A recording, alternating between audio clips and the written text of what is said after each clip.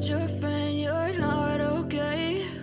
And tell me what's wrong and why you never said you felt that way.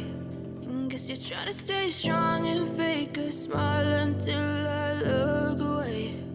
But I've known you too long, it hurts to watch your blue eyes fade to gray as you fade away, as you fade away. Yeah, I'm about to fade away, cause every time I wake up I feel like it's Monday. Something's going wrong with all the chemicals up in my brain. All of a sudden I don't look at anything the same way. Gotta build up of my thoughts sitting in an ashtray. I'm sorry that I'm so inconvenient, okay? Just let me be me and I'll stay out of your way. I can see the way you look at me, I'm such a disgrace. I never really asked to be brought into this place. You wanna love me? Well then baby I have a taste. All the highs and the lows, no you'll never be the same. I don't really wanna hurt you but I can't control the pain. If you're sticking by my side maybe we could be okay. Okay, maybe you could be the change I need today. I promise that I've never felt this way. I really hope that you will How's everyone going? to stay through all the pain. I know you told your friend you're not okay. And tell me what's wrong and why you never That's said good you music. felt that way. I don't want to stop it. Cause you're trying to stay strong and fake a smile until I look away. But I've known you too long, it hurts to watch your blue eyes fade to gray as you fade away. No, the only thing is I have my beautiful brown eyes. All right. Anybody remember that commercial? But how do they have my unique eyes? Did those actors ever do anything? Did they ever get like a real role? All right. You know what we're doing. You know exactly what we're doing. Ooh, why is it showing the wrong screen? Oh, that's interesting. Let's fix that. We shall fix that. There we go. All right. You already know what we're doing for the title. We're going to do some capturing Christianity. We're going to follow that up with some Ruslan. And my little cat is going to try to talk over me. All right. Let's do this. Online just publicly denied it. I am not the Antichrist, nor do I claim to be the Messiah. Like, can you imagine being so suspicious that you actually have to publicly announce, hey everyone, look, I'm not the Antichrist, I promise. Hey, you dumbass. You literally told everyone yesterday that he was the Antichrist. You're part of the problem. You're part of the reason why he has to do this. So, don't act surprised when your actions have consequences. You're misleading people. And you probably put that guy's life in danger. That's not very Christian-like. But he didn't stop there, because in the same video, he pointed directly at someone else and claimed that the real Antichrist is actually this guy. According to this man, the real Antichrist is already here and is staring at us right in the face. So in this video, we're not only going to reveal who Abdullah, aka the guy everyone's calling the Antichrist, is pointing at as the real Antichrist, but by the end of this video, you'll know exactly whether this new accusation holds any weight either. And buckle up, because this one is even 100%. It does not. It doesn't. Not even a little bit. Even if there was or is, and don't get me wrong, I like writing fiction, sweetheart. Could we please? I like writing fiction, and there's no better fiction than the figure of the Antichrist. Like it's just something figure you can play with, you can do a lot with. You don't even have to imply that it's the real Antichrist. You can just make the character, the Antichrist within the story, kind of like an anti-hero or a counter-hero, and it just makes the villain so much more powerful when the villain is more powerful or just as smart or as clever as the hero. Yeah, no, it's great. It's great. All the counter themes, But here's the problem. That's fiction. What you're doing is misleading and dangerous. I don't like talking about Hassan Piker on this channel. because he's just as dangerous as what you're doing. I don't know if you know that. Like wilder than the previous video. Real quick, if you're new here, I'm Cameron Bertuzzi, and this is Capturing Christianity, where we expose the intellectual side No, you ain't exposing Jack. of Christian belief. My aim on this channel is very simple. I want to separate fact from fiction, truth from absurdity. And believe me, there is plenty of absurdity today. This? If you appreciate... Okay. I don't know what it's doing. Why is it doing this? Okay. Let's see here. Subtitles on.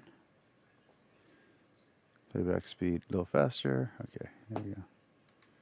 the clarity and the depth that we bring to these conversations, consider supporting us over at capturingchristianity.com/donate. I've got that linked in the description. Your support is literally what makes this content possible. All right, let's jump right into unraveling this really bizarre drama. So before we reveal who Abdullah points to as the real Antichrist in his latest video, let's do a quick refresher on who exactly this guy is. No, let's not. Let's skip over your BS.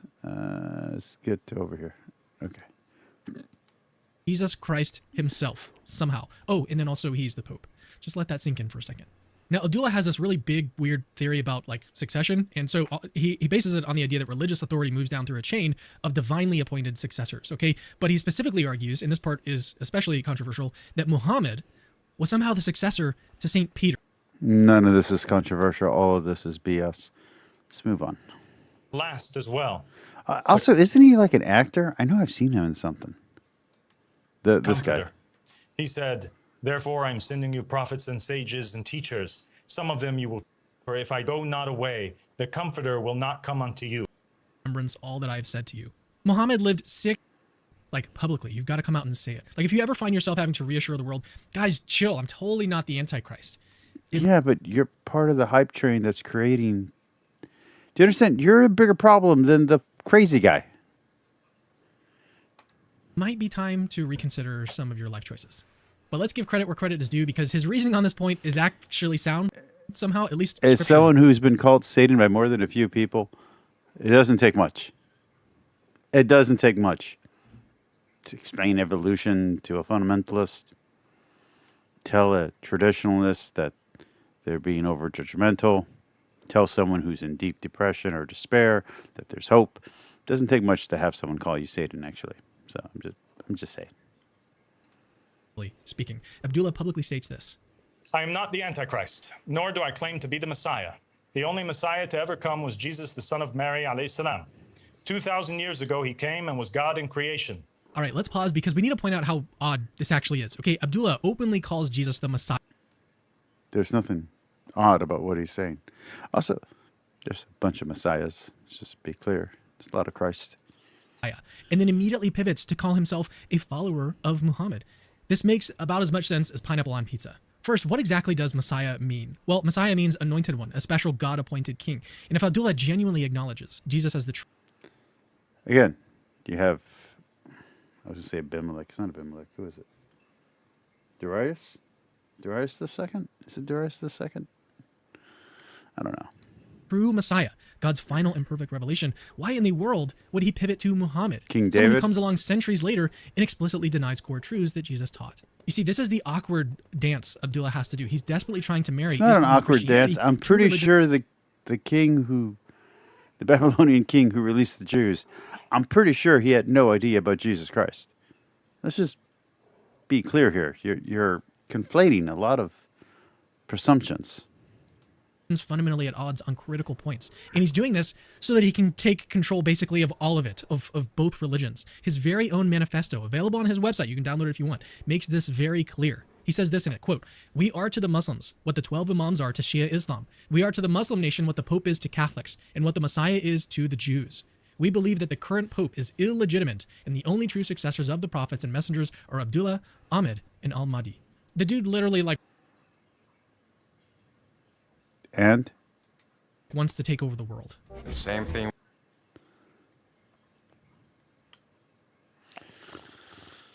We do every night, Pinky. Try to take over the world. But the point is this, okay?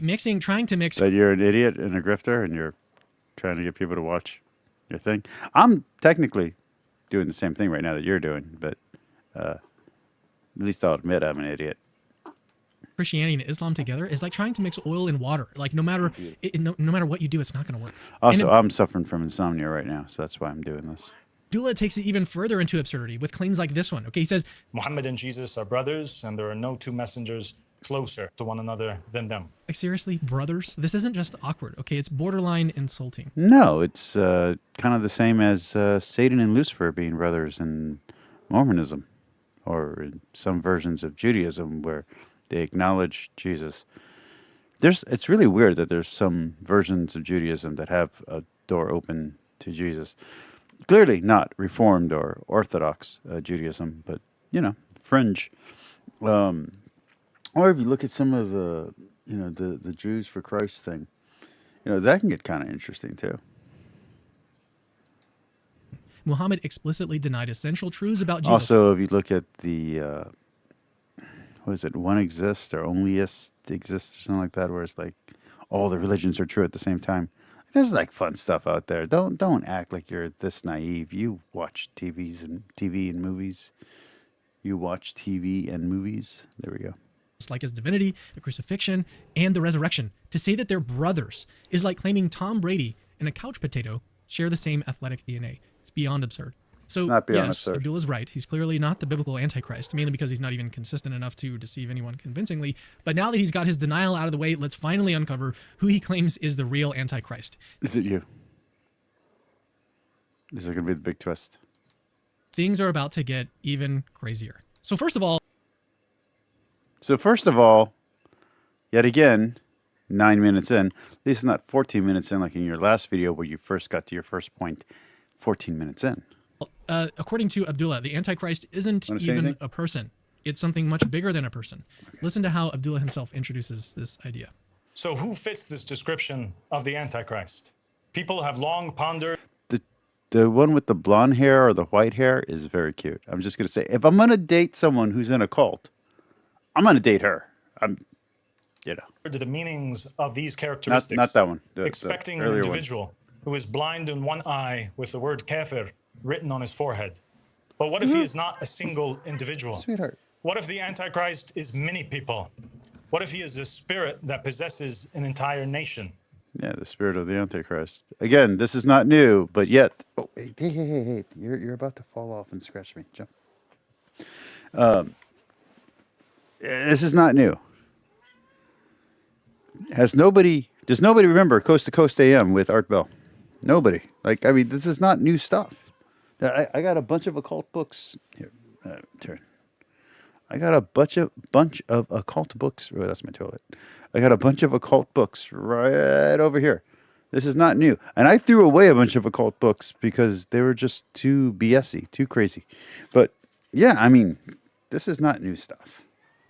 Did you catch that? According to Abdullah, the Antichrist isn't one sinister individual. It's an entire nation under the influence of some dark, deceptive spirit. Under the spirit of the Antichrist, which is a bunch of people, which is what I mentioned yesterday. This is not a new... See exactly which nation Abdullah claims is possessed by the spirit of the Antichrist. His answer, trust me, it's going to shock you guys. No, it won't. It's going to be America. Description of this nation is that it devours the whole earth, tramples it down, and crushes it.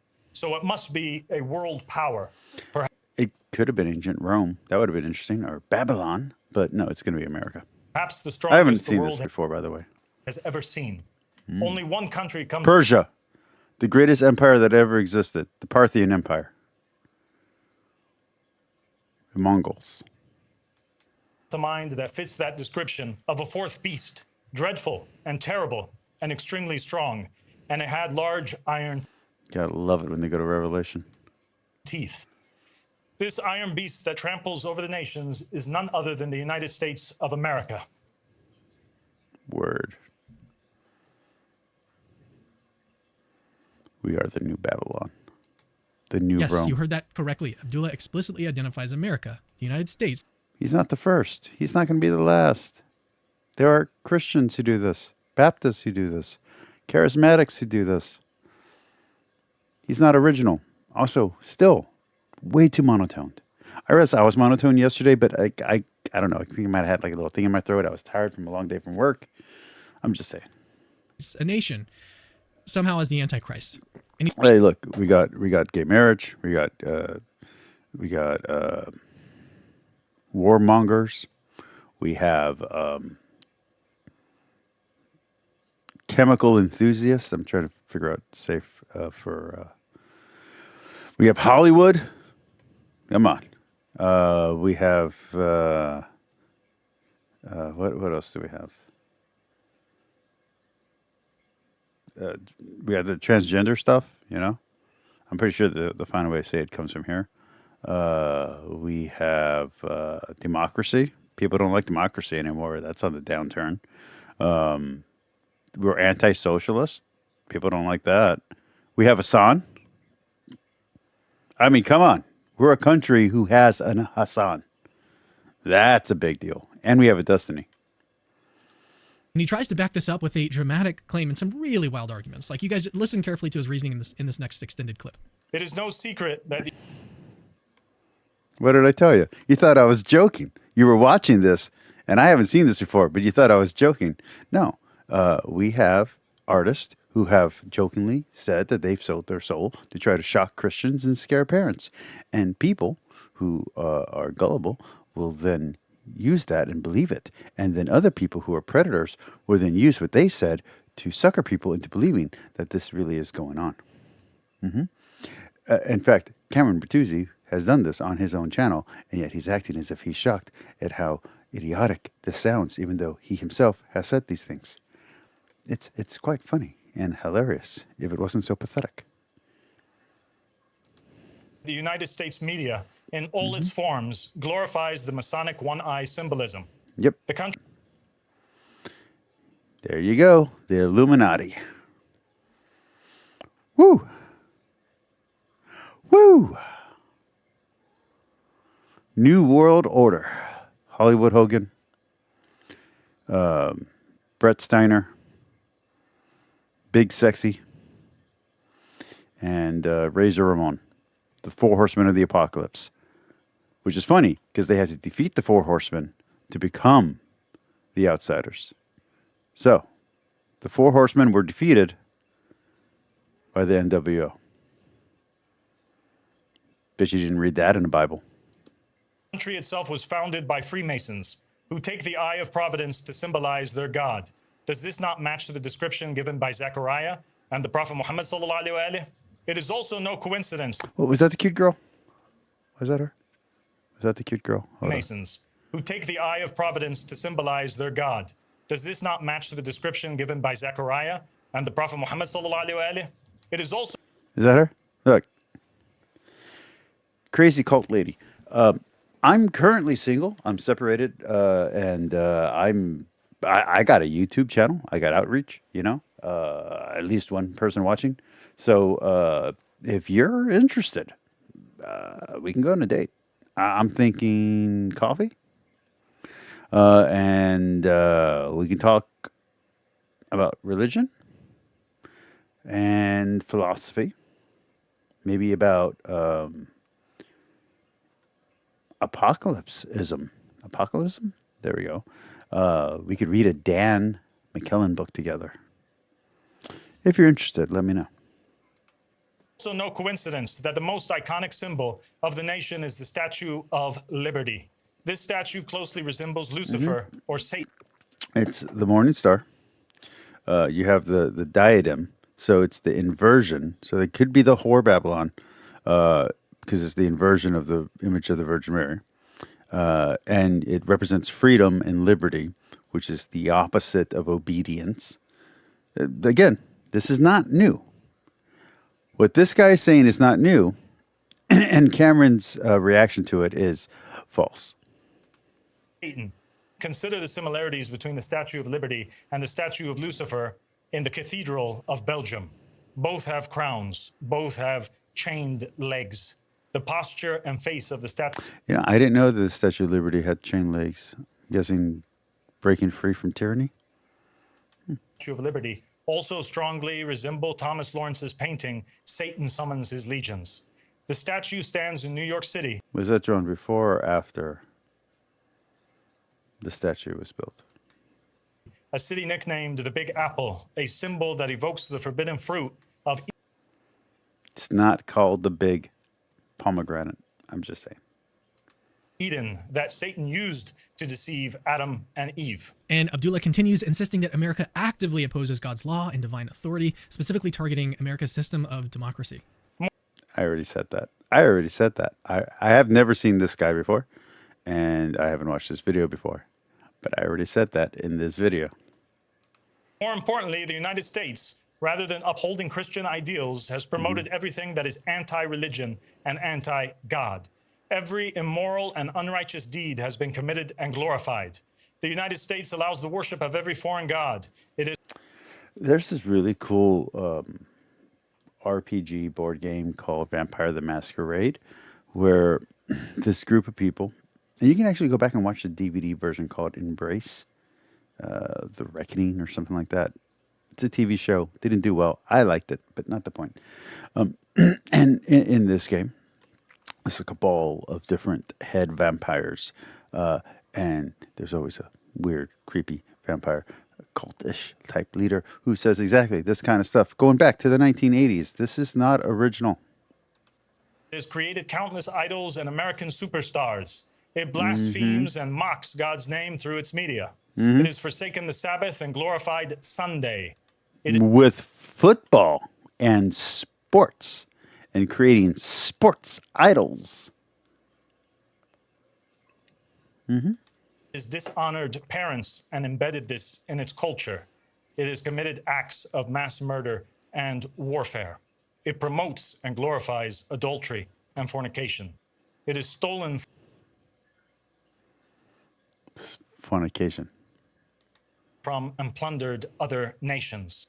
It lies, deceives, and bears false. See, when we do this to other countries, we're like, oh, look at how terrible Palestine is, or Iraq was, or whatever other country we're at war with. But what you don't get is that those countries do the same thing to us. So I've been to China a few times now, twice to be particular, and over there, all the same myths that we have about China, China has about us, and they're the exact same myths. We're both saying the same thing about each other, even though in actuality, outside of the language, walking down the street, China looks very much like the city I currently live in here in the U.S., in Texas. You really couldn't tell the difference. People are just people. But yeah, everyone's saying the same bullshit about each other. They're all talking shit behind each other's back, and it's all the same shit.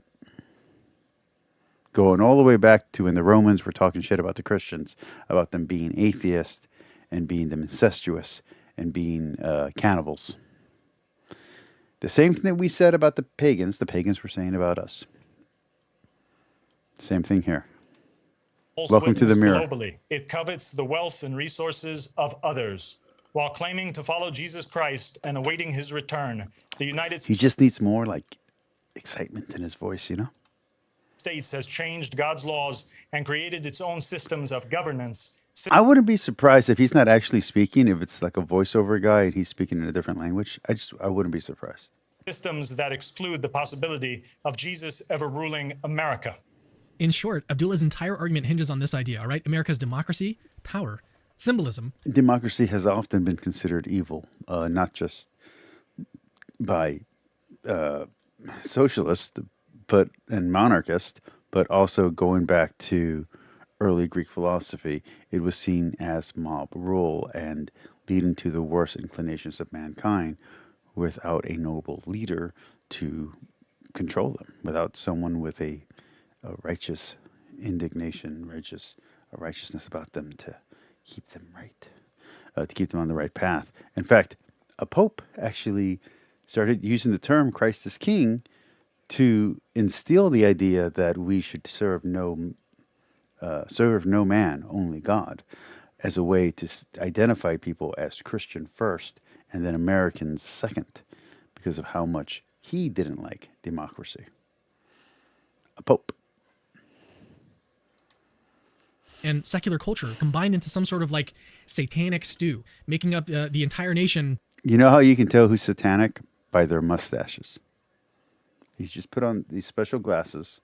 They're like sunglasses. You put them on and you look at someone and you see whether or not you can see a mustache. It's really, if they have a goatee, they're fine. But if they just have like a little mustache and a little thing, that's how you know. But you can't tell unless you wear the sunglasses. I learned that from Ryder Piper. Somehow into the Antichrist. He wraps up this claim with a direct and provocative challenge to Christians in America and worldwide. I am not the Antichrist, nor do I claim to be the Messiah. I am a messenger and a witness from him to you. You are the Antichrist.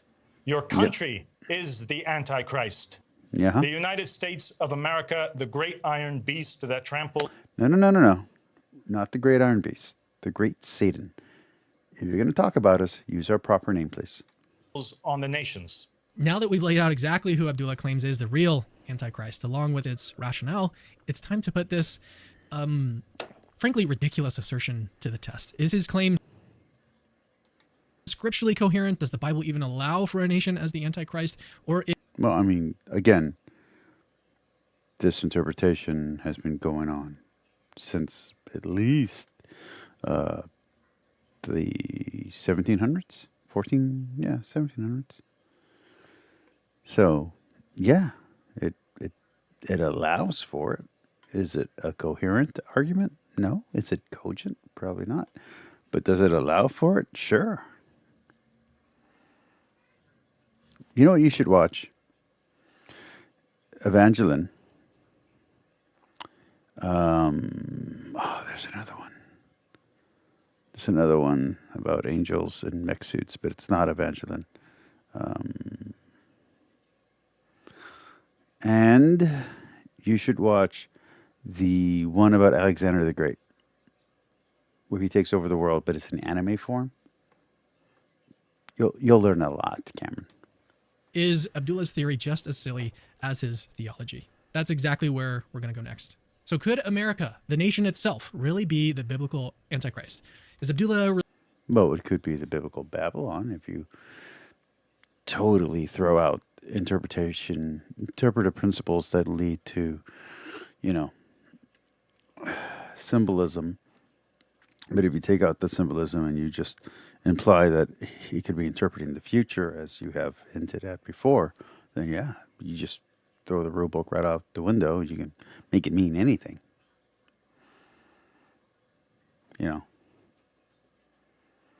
I'm just saying.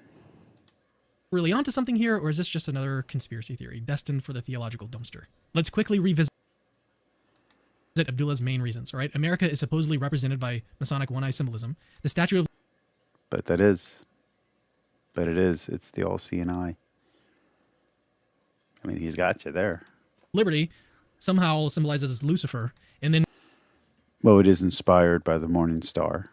It does have that imagery of freedom and liberty, which is a defiance. In feminism, Satan represents a defiant nature against the patriarchy. Lucifer has come to be represented by the feminine, originally masculine symbol, but now it's become a feminine symbol. Anyway, in Luciferian feminism, you have yourselves a Lucifer that represents liberty against the forces of patriarchy. But I'm guessing you didn't know that. In American democracy and secularism oppose divine... And again, even popes have said American democracy and American rugged individualism is a problem. rule. So first, Abdullah's obsession with symbolism, the Statue of Liberty as Lucifer, New York City as the Big Apple, linking it to the Garden As of Eden. Babylon? Yeah, we've done this. We've had these discussions with other religions. This is not that far-fetched. Eden is textbook conspiracy theory thinking. Sure, symbols matter, okay, but you can't just arbitrarily pick and choose your interpretations of things to fit a specific narrative. The Statue of Liberty was literally a gift from When he's trying to explain religious things to atheists, can we play this back to him? France and represents freedom and democracy, not Satan. Honestly, Abdullah's symbolic claims here come across more like a night when you're like lying in bed and you end up watching these really weird YouTube videos on the Antichrist because you can't Or you could just watch old movies that have these same ideas because he's not being original. fall asleep. Second, and more importantly, Abdullah makes a critical scriptural error when he identifies the Antichrist as a nation rather than an individual. Let's go directly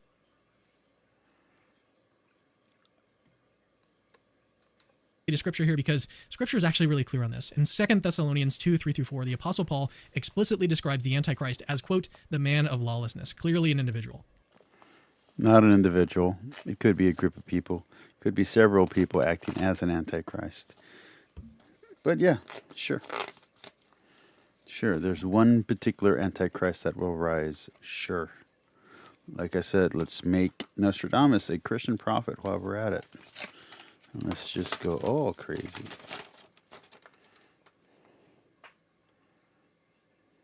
Good news, I qualified for a $45,000 loan. Anyway, continuing on. The man of lawlessness is revealed, the son of destruction, who opposes and exalts himself against every so-called God or object of worship. An abstract nation deceives the world through miraculous signs. Yes. I was just saying that earlier. You missed the first 30 minutes of this video, didn't you? I was saying that at the opening. He literally is starting to look the part of a villain. He's not just misleading people. He's not just stealing people's money, or getting them to volunteer to give them their hard-earned cash. But he now looks like a villain. Let's check out Revelation 13:13-14. Nations don't perform miracles, okay? Individuals do. So scripture. So, if you go back in time, we had a time machine and go back to when the Bible was being written, you'll find out that a lot of the people that they're talking about, especially the individuals, are actually names that represent ancient cultures and ancient civilizations. They're not talking about literal individuals. So the 12 tribes and the people who are being named there are actually mostly surrounding nations or surrounding groups that will be engulfed and become subcultures within or sub-ethnicities within the kingdom of Israel and Judah. So you're actually just wrong. And then when you go further back to before the 12 tribes, most of the individuals that are being described as being either good or bad or having certain traits, their names are the names of different nations and different people groups, and they're representing entire cultures as single individuals.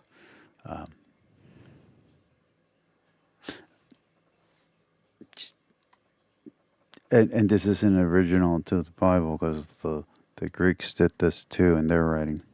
Scripturally speaking, Abdullah's claim that the Antichrist is America isn't just silly, it's completely impossible. It simply doesn't. It's not impossible. I've read many books and comic books where America's an individual person. In fact, there was a cool trend a few years ago where different countries were represented by different like anime characters, and then it became sexy chicks. The internet does what the internet does. But yeah, this is not new. You should probably watch American Gods. Doesn't line up with clear biblical teachings, period. So here's the bottom line. Okay, Abdullah is wrong about Muhammad as the comforter, like obviously wrong. He's wrong about St. Peter being the successor to Jesus, again, obviously wrong. Well, he's blending Christian and I would even say Catholic and Orthodox folk religion with Muslim folk religion, Islamic folk religion, and he's blending them together with different ideas, maybe even some Druidic ideas, Druze ideas, maybe some Hinduisms in there. I didn't really hear any Hinduism this time, but maybe some Hinduisms in there. And I definitely say he's pulling some stuff from Xanthurianism. So he's pulling in different ideas and he's blending them and then regurgitating them. Kind of like a lot of movies did back in the 50s and 60s and 70s and 80s. And a lot of anime has done, a lot of comic books do, and even wrestling has done from time to time. So maybe you're just culturally ignorant. I don't know. You're uncultured. And now he's obviously wrong about America being the Antichrist. Look, America How is he obviously wrong, though? I mean, I agree with you that he's wrong, but how is he obviously wrong? has plenty of problems. I live in America. I'm very privy to them. I don't know. Now that he said he lived in America, I'm worried he's not really American. Okay, no one is denying that. And sure, secularism has a lot of challenges. But secularism. Good news. It's not America that's evil. It's secularism that's evil. All you scientists out there, beware. All you academics. Labeling America as the Antichrist somehow is not just theologically irresponsible, it's flat out absurd. So what's the Actually, not really. takeaway here? Well, as Christians, we need discernment. Wild claims and conspiracy theories like these can distract us from real issues and Cameron, I would be amazed if you could give me a real issue. I've seen your channel. What real issue? genuine threats to our faith. Instead of chasing after these sorts of sensationalized theories going on his YouTube Irony alert. Irony alert. Irony alert. Let's hear that again. somehow is not just theologically irresponsible, it's flat out absurd. So what's the takeaway here? Well, as Christians, we need discernment. Wild claims and conspiracy theories like these can distract us from real issues and genuine threats to our faith. Instead of chasing after these sorts of sensational When you go to the mirror, do you see a figure in the mirror? Does that figure look like you? These are just questions that I ask. theories going on his YouTube channel to try to comment and stuff. Let's ground ourselves firmly in scripture, reason, philosophy, historical reality. Anybody? Anybody want to point out the irony of that? Okay, let's go to Ruslan. Let's go Ruslan KD, and then we'll go to his other show. Ruslan. Rulan. I don't know who Rulan is. Ooh, Rulan is apparently much better than Ruslan. Okay, let's try that again. Ruslan. Okay. Oh, let's see. What has he got? What has he got? What has he got? You know, to be honest, I kind of want to do a little bit of overthink, but every time I do overthink, you guys just jump out. But there's not too many people watching right now, so I might still do it.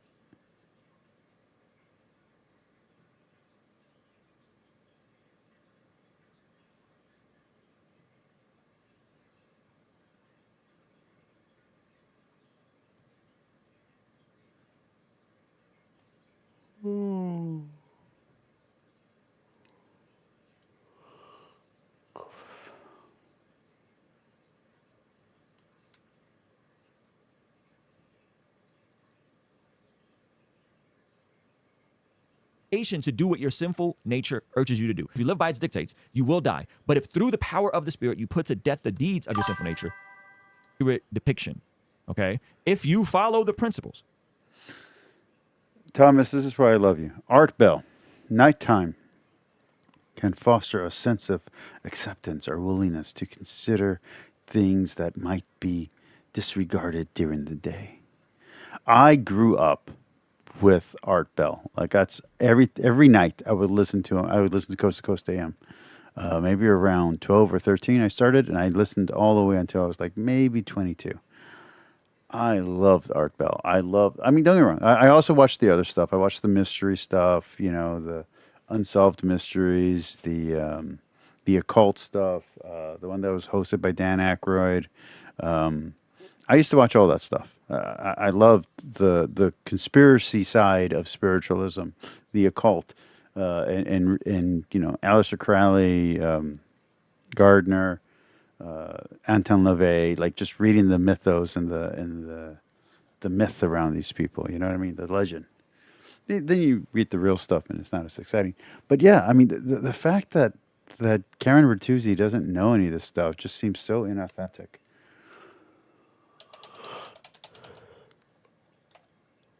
Whoa, overthink. I kind of want to watch Overthink's, you know, what does it mean to be a philosopher?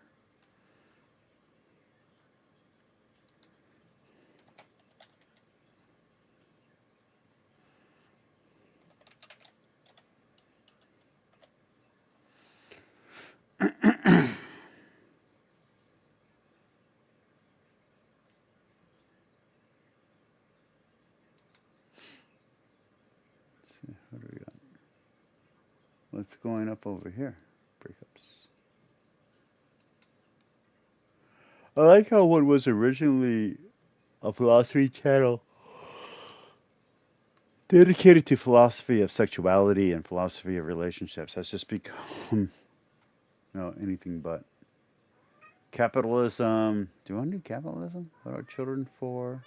Ecstasy. They're still doing some sexual stuff. Cleanliness is reality a hallucination? I love those kind of conversations. Oligarchy. Oh, that's fun stuff. Trans identity. We might watch that one day. Intuition. I like it. What is philosophy for? Let's go with this one. Just a little bit. Just a little teeny weeny bit of this, and then we'll call it a night.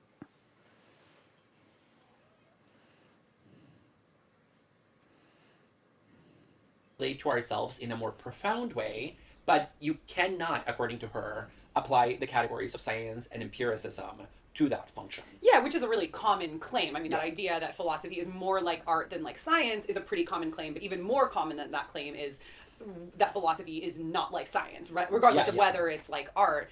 And that idea, I've never heard of McDonald before, but that idea recalls to me a couple of different other ideas. One, perhaps surprisingly, because it sounds like she's a very analytically trained philosopher, writing in the 20th century, comes from a less analytically trained philosopher in the 20th century, Gilles Deleuze, who talks about philosophy in terms of concept creation. Now, I think he's probably thinking about this in a much more radical sense than MacDonald is. But he also has this beautiful passage in Difference and Repetition where... Honestly, if I wasn't doing the religious stuff, I'd just be listening to Overthink and Authentic Observer and Leighton Chronicles. There was a few other really good philosophies type channels and philosophy of religion, philosophy of sex type channels. But unfortunately, they just kind of disappeared. People, they get popular and then they just disappear. He says to write philosophy like a detective novel. And then sometimes the people they take themselves too seriously and then they shut down their channel. It's like, oh, I got too big. And it's like, you only had like 1,000 followers. What are you talking about? Obviously, that's not saying that philosophy is of the same status as a detective novel, right? It's not fictional in the same way, etc. There's no crime. Yeah. But there's that idea of suspense, of hooking people in, and I think there's a resonance there. And it also reminds me a bit of one of the things that Socrates says in the Phaedo, the dialogue that depicts his approach, basically like his last day before he's dying. The day of his death. I don't know why that's so hard to say. His last moments and hours before he dies, the kind of conversation that he's having. He's speaking with his friends in, engaging in philosophical dialogue and also sharing a myth. That's sort of the final act of the Phaedo, if we're talking in terms of conversation. And one of the things he says there is something like, what better way to spend our days than sharing stories? Mm-hmm. Yeah, the sharing of stories, you're right.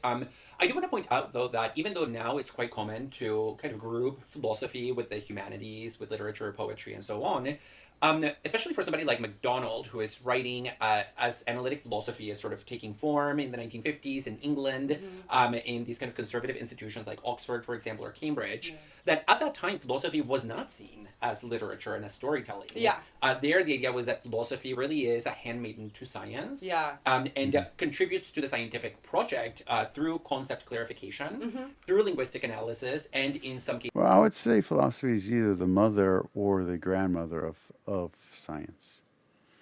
I would say that philosophy and religion together are the parents of science.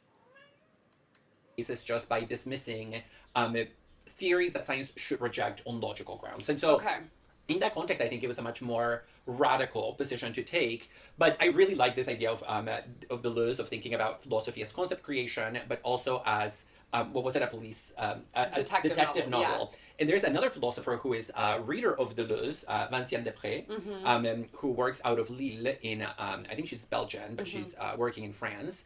And she recently wrote a book that is about philosophy in connection to animals. And she says that philosophy should be like a police investigation.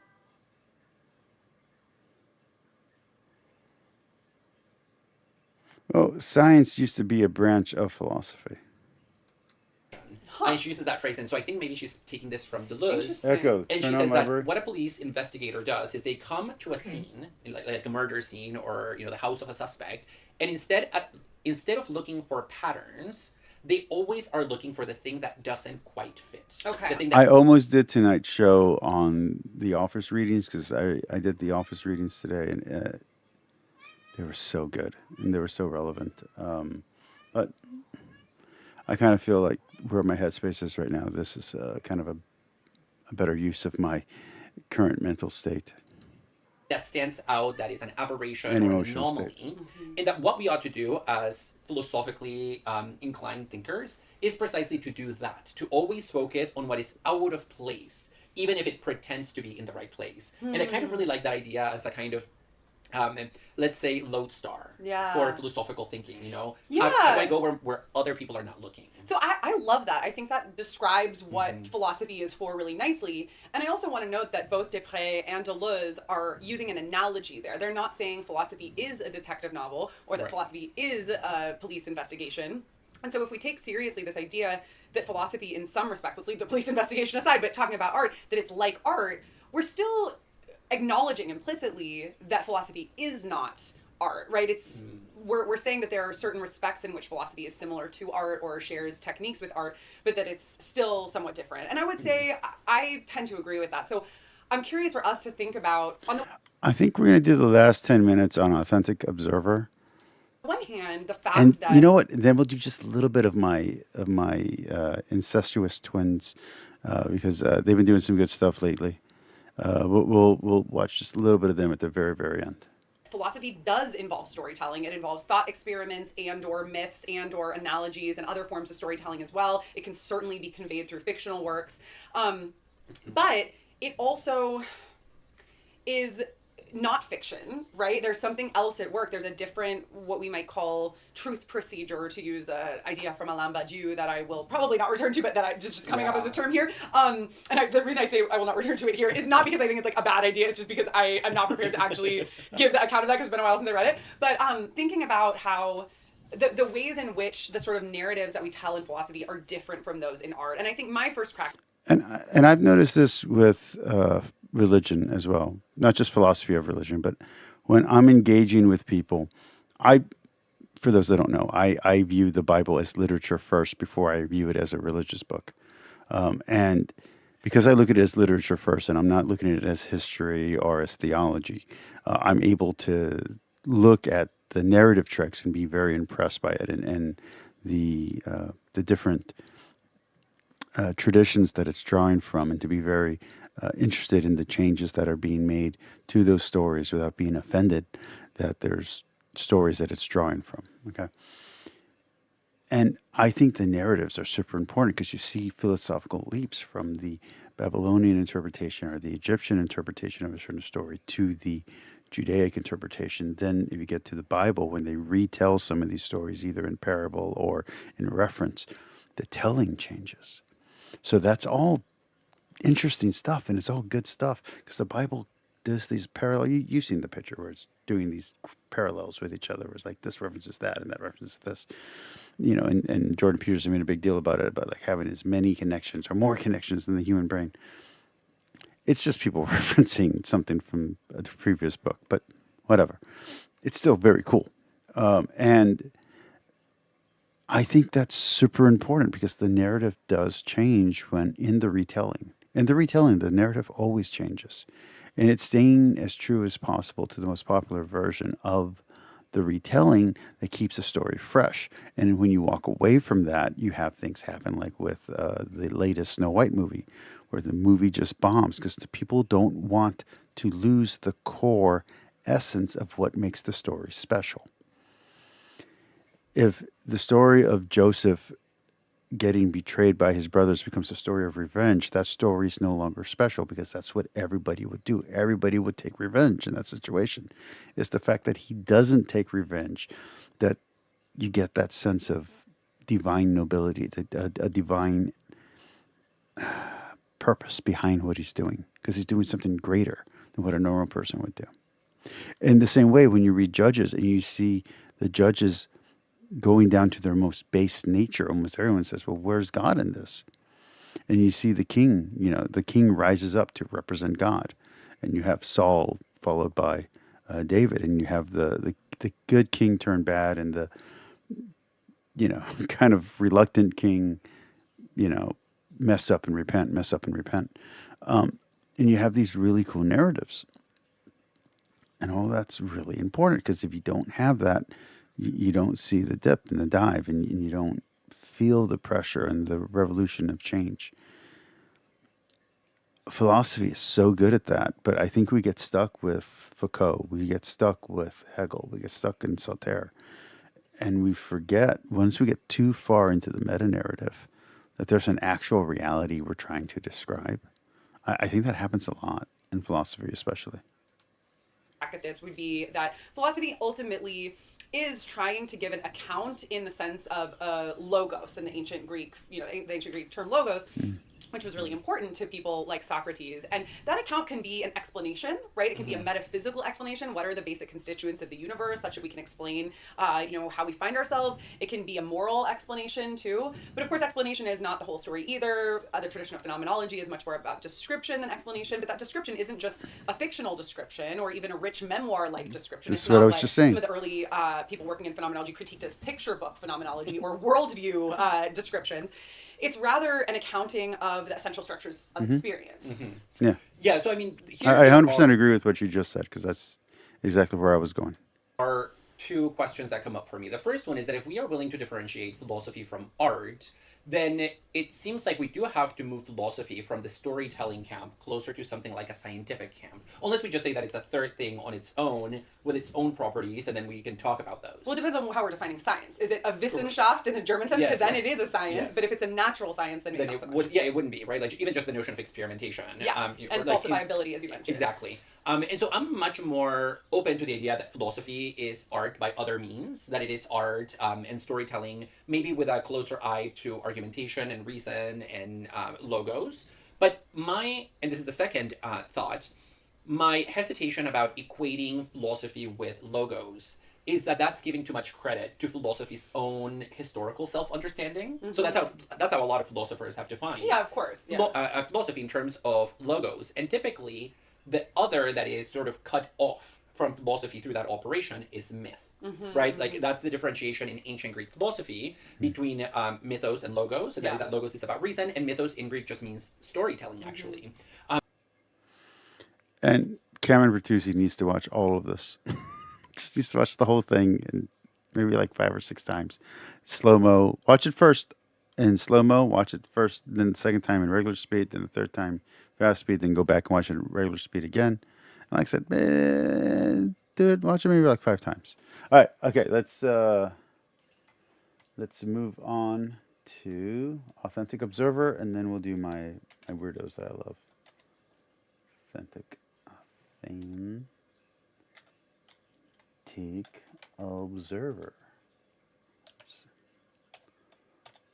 Observer. Oh, I like how it just adds Rolo on there for no reason. Okay.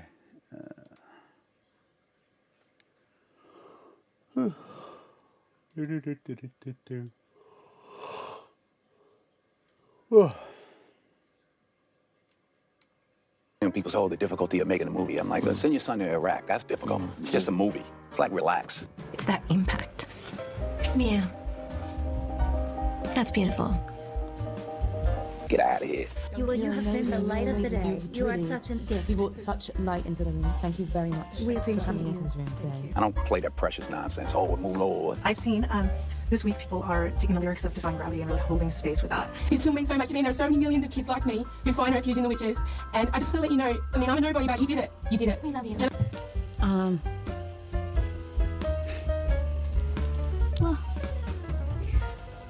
You know, your son got shot in the face. That's difficult. I didn't know that was happening. That's really powerful.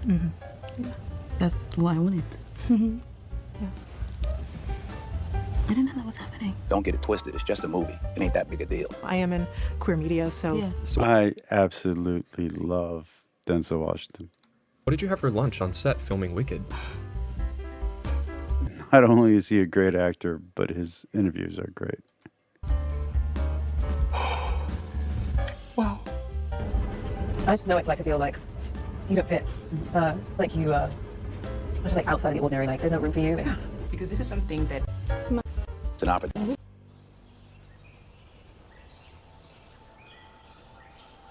Once upon a time, far away and long ago, there lived a beautiful young man. This young man was so beautiful, so exquisite, that half the people in ancient Greece fell madly and passionately in love with him. He had many suitors, men and women, nymphs and mortals, but he scorned them all, leaving a trail of broken hearts in his wake. There was even one nymph, Echo, who wasted away pining for him, becoming a shadow of who she had once been, her body fading until she was nothing more than a faint voice on the air. Still, the beautiful young man was unmoved. There was no one he cared for, no one whose affection he would return. Now this young man, who was called Narcissus, was the subject of a prophecy. It said that Narcissus would live to old age so long as he never saw himself. Of course, this is a Greek myth, and because Greek myths are more cautionary tales than they are Disney movies, the tragedy is inevitable. One day, as Narcissus was hunting, he passed by a pool of water and leaned down to have a drink.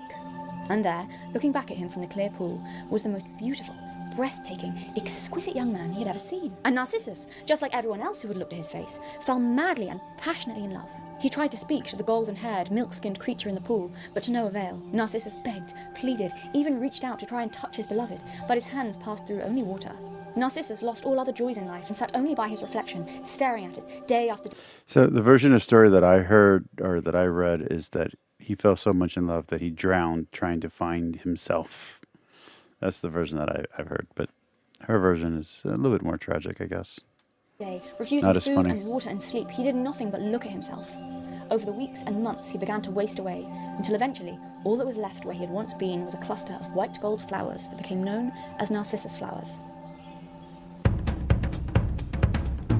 Meaning someone so self-obsessed, someone who cares about and admires themselves above all others so much that it becomes pathologically destructive to themselves and the people around them. It is a cautionary tale of what happens when we make ourselves the center of the universe and spend Cameron, please watch this episode of Authentic Observer. It might do you some good.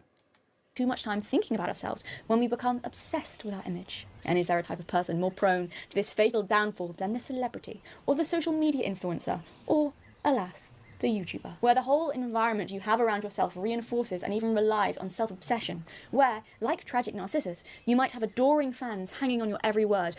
People are going to think when they look at my face, oh my god, they're going to hate my chin. They'll definitely notice that my eyes are too far apart, or my nose is weird, or they'll see the non-existent wrinkles by my eyes, you know, and you stare at yourself, and you stare at yourself, and you go crazy. So yeah, we could make this a discussion about Instagram culture, social media face, constant Botox, how everyone on Love Island looks the same, and also a lot older than they really are because of the constant work they're getting. All interesting and important topics. But I'm going to stray outside of that and talk about vanity more generally. Because I was thinking about that, and the very literal aspect of vanity, or staring at yourself in a very literal way. I was like, I'm literally looking into a mirror all the time for work, for hours and hours. So there's that kind of very literal level. I thought that similar thing. I think it's interesting that she calls YouTube work. I would love to make enough money on YouTube where I didn't have to work. But I was thinking, even if you're very successful at YouTube, you still have to have like a day job. Like, you know, YouTube doesn't pay that well even for people who are super successful. So, you know, Twitch a few years ago, yeah. I don't know. With Facebook, with YouTube, it seems a little bit more challenging to have a successful, stable income at a certain level. Mind you, I don't have endorsements. I don't have anything like that. So maybe if I had advertisers, it'd be a different story. That this isn't just excessive vanity. And no, I'm not just talking about the fact that Cynthia Erivo insists on wearing silly, pretentious hats. Being obsessed with yourself, having your image constantly projected back at you in the metaphorical mirror of celebrity and having to stare at it and consider how to project that image actually seems to drive some people insane. It's like they're feeding off competing with each other's empathy. Like when Cynthia... Okay, there was a moment where Ariana like tells people in the room to like be quiet because they're having an interview, and Cynthia like has to immediately like do it. I'll show you the clip. Like speak at the same time as her. Like they're acting like their brains are melded together. And I'm a French content creator, well, French journalist. Yeah. Guys, so sorry. Sorry, we want to let Sally. Sorry. Do any of you remember those twins that so very clearly didn't finish each other's sentences, but at 30 tried to convince everyone and themselves that they did, and they were like performing the fact that their identities were so enmeshed because they like wanted to finish each other's sentences? Remember how cringy that was? I think they were reincarnated as Ariana Grande and Cynthia Erivo. They're 32 and they've hardly ever been apart. Is it difficult for you to operate normally when you're apart?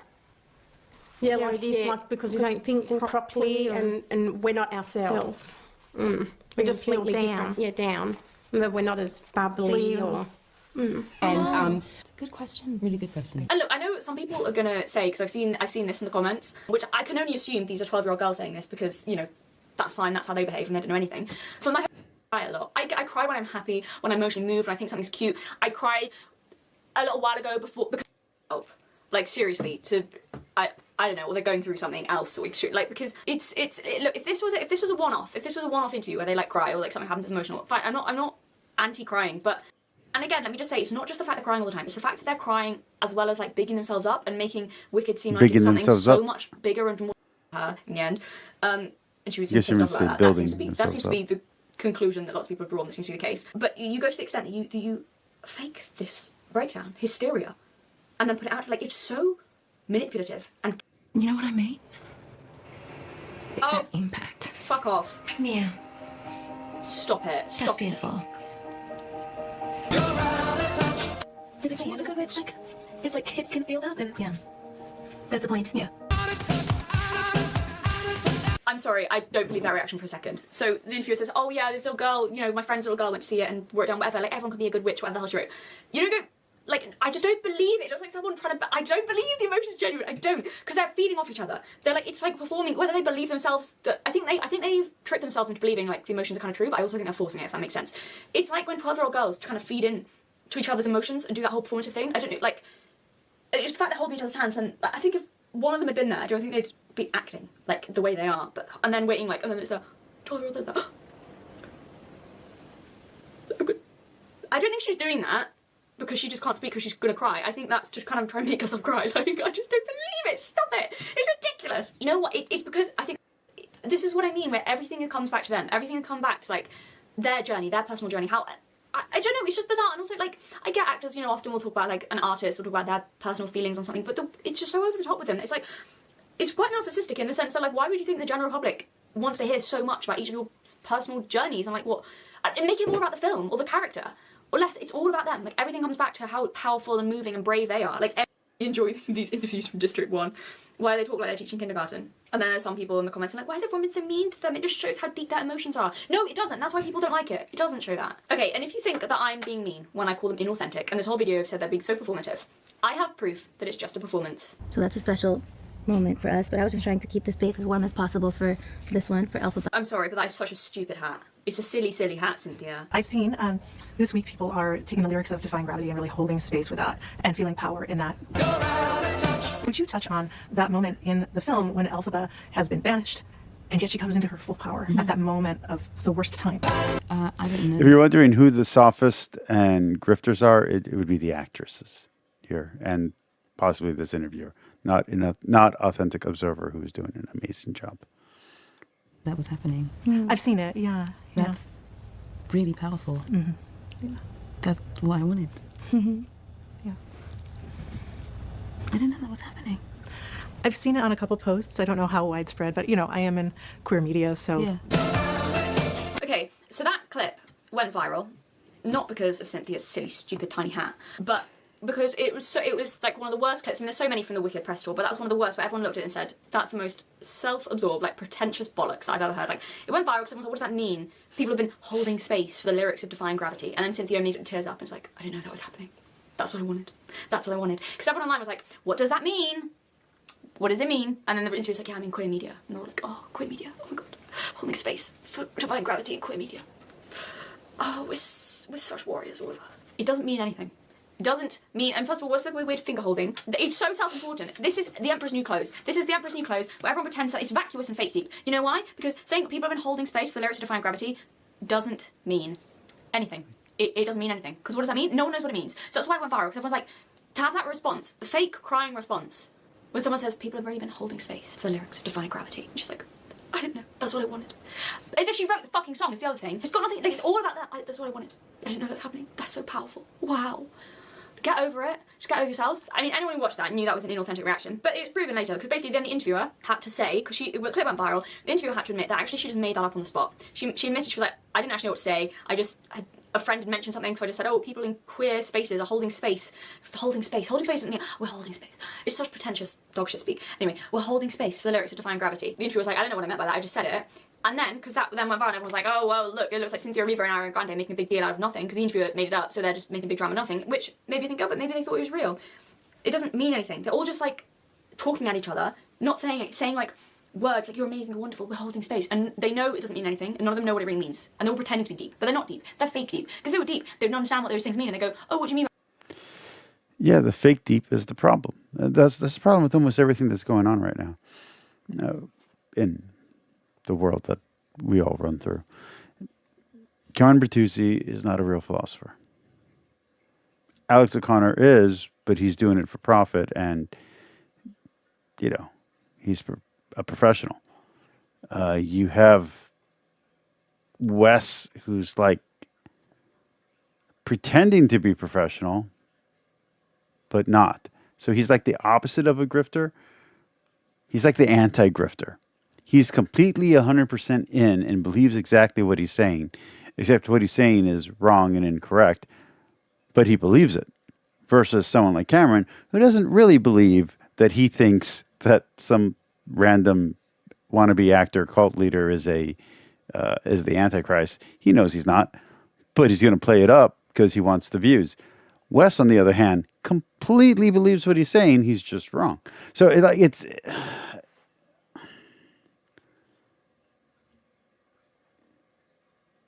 do I like or enjoy everything that Derek from Myth Vision puts out? No, because a lot of it is performative, and a lot of it is like, duh, you know that this is not a real connection to Jesus. Like, you just know. But you play it up like you do. And what I really enjoy about Kip and some of the other people that Myth Vision interacts with is that Myth Vision I'm now talking about Derek as if he's his brand, but whatever.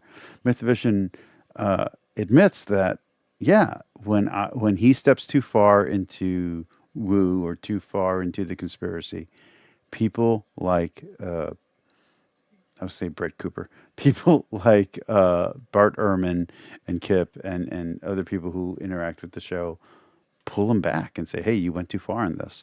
So I appreciate that. I that makes me more sympathetic to his channel than I would be otherwise. You look at someone like not Joel Osteen. Joel Osteen is complete whatever. But you look at someone like Gavin Ortlund. There are times he seems really authentic, and then there are times where you break down what he believes, and there's nothing but fallacy there. So, is his thinking just poor, or is he grifting? It's really, with Gavin, it's hard for me to tell. So if Gavin's a salesman, he's got me. Gavin's fooled me. But that doesn't mean that I wasn't fooled. I might be completely fooled on Gavin. Trent Horn, I think Trent Horn's 100% authentic. I think he's mostly correct about a lot of things, and then his bigotry and hatred kind of messes him up on the other stuff. I think someone like, where are we at? Heschmeyer is he's bad at research. He doesn't go deep enough, but he's a good talker. But he's BSing. That's the problem. Really good talker, doesn't do deep enough research, and BS's a little bit too much, but good, solid. Authenticity is super important, and when it's inauthentic, it just taints the whole thing. Now, you can be authentically wrong, and people will still respect you. When you're authentically bullshitting, you're completely inauthentic. You're just a fake shadow of a person, and that's, nobody wants an imitation shadow.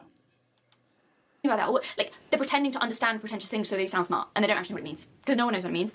And then they admitted it. So after the interviewer said, "Yeah, I made it up," they completely meaningless, means nothing. Had to admit that they also didn't know what was going on in that moment. I had no idea that this thing was going on. So I didn't know what any part of it meant.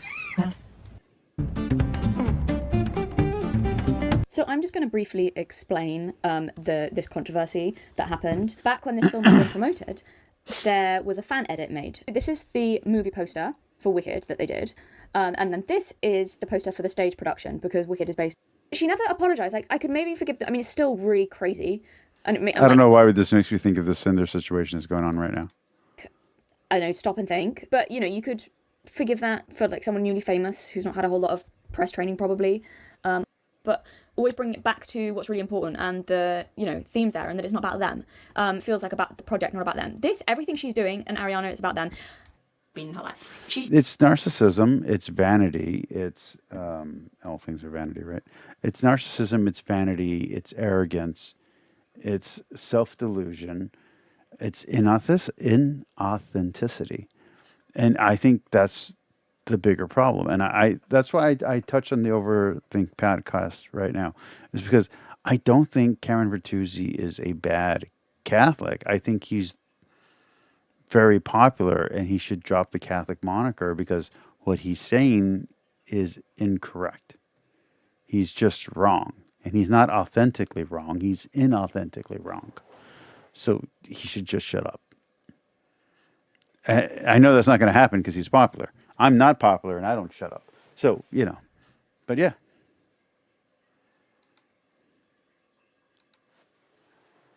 being self-interested celebrities in love with their own reflection. And I think in today's society, there's a comfortability that we shouldn't have. And to be clear, I don't think Cameron's in love with his own reflection. I think he's in love with the money. I think he loves the money, and the money is blinding him to his faith. And I think he should embrace his faith a little bit more and let go of the money a little bit easier. At all. Commenting on others' looks, appearance, what they think is going on behind. You are beyond the projection, and that's when you become one of those superficial, self-obsessed, arrogant pricks that celebrities get stereotyped as. I think it also makes you hypercritical in a way, and then really sensitive to criticism, because you're like looking at yourself like, I'm perfect, like I mentioned at the beginning of this video. This is just my opinion, but I do think Blake's whole obsessed with it, you can get drunk on it and believe your own press, believe the false reflection is real, lose your sense of who you are beyond the projection, and that's when you become one of those superficial, self-obsessed, arrogant pricks that celebrities. And that's what's happening to Cameron. That's why I'm watching this. Okay, let's jump off to my friends. What is the name of their show? What is it? Come on, it's the pro-natalist people. What are they called? Who are they called? Something with Simone.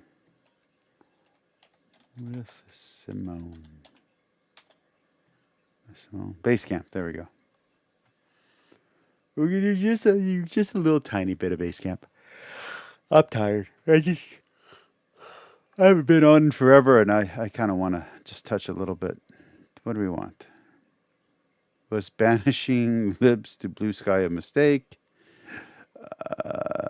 Let's see. Dating and marriage, red pills. Is religion dying in America?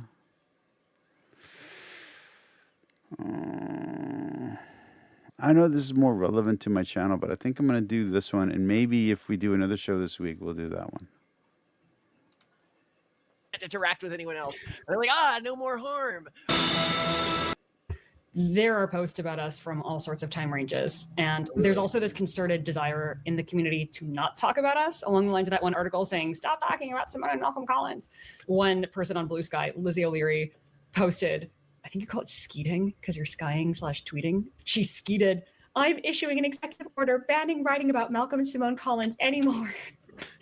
On February 4th, 2025, which was quite a while ago, actually. It didn't work because we've gone viral on Blue Sky since then. It really didn't, yeah. And like people just like to go on there and make Why am I not going viral? BS. I give you enough material. fun of us for no particular reason. On April 14th, Max posted, whenever I see that one eugenics couple, I think they look like a pair of protractors that were brought to life by a magic wishing star.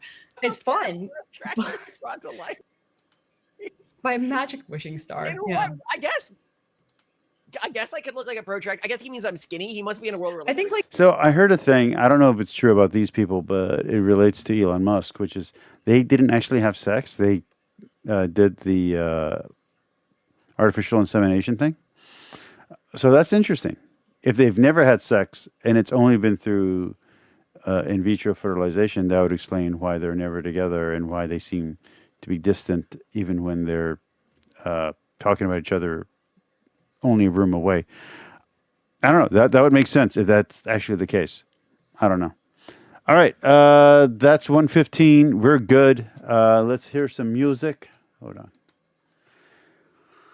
Hope you all have a great night. Woo. Thank you for everybody for watching. Thank you, BS. Thank you, Thomas. Thank you, everybody. All of you. All the many of you who have watched tonight. Good night. everyone. Bye. Happy Easter. It's now over. Let's see. Good night.